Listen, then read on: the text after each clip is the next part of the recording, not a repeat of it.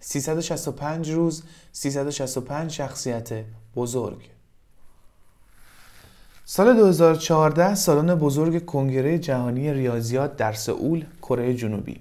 همه منتظر شنیدن یک اسمند و ناگهان The Fields Medal goes to مریم میرزاخانی.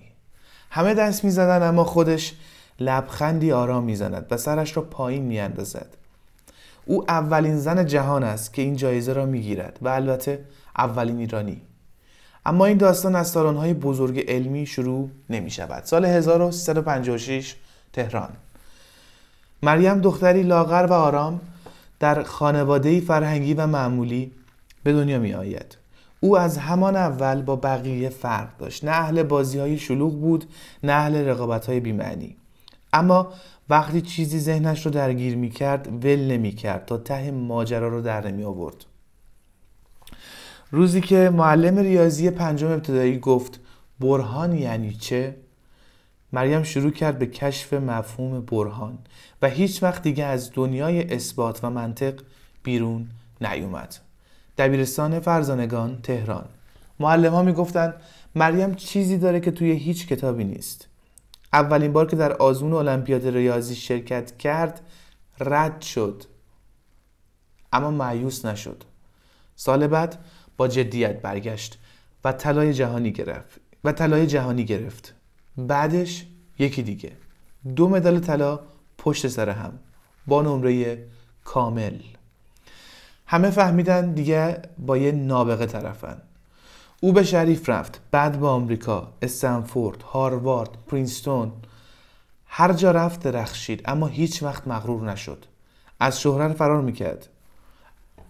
فرار میکرد. میگفت ریاضی مثل نوشتن یک رمان خوبه، پر از شخصیت، پر از پیچیدگی. ذهنش دنبال زیبایی توی ساختار بود، نه برای نمره، نه برای پول، فقط برای عشق فهمیدن. سال 2014 او 37 سال داشت و جایزه فیلدز نوبل ریاضیات رو برای کارهایش روی هندسه حضلولی و سطوح ریمانی برد.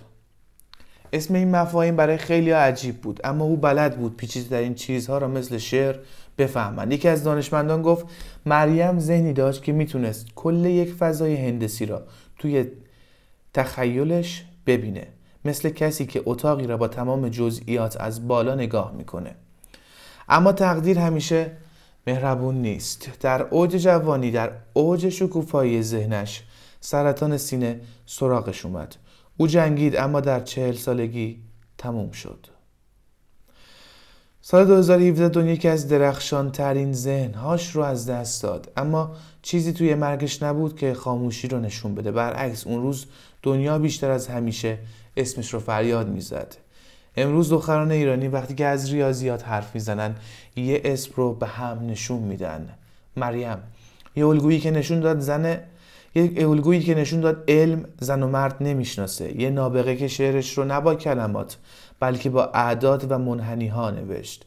نکته اینجاست، مریم میتونست یک دانشمند موفق باشه و فقط برای خودش بدرخشه، ولی اون الهام شد برای هزاران دختر که با خودشون گفتن اگر اون تونست منم میتونم.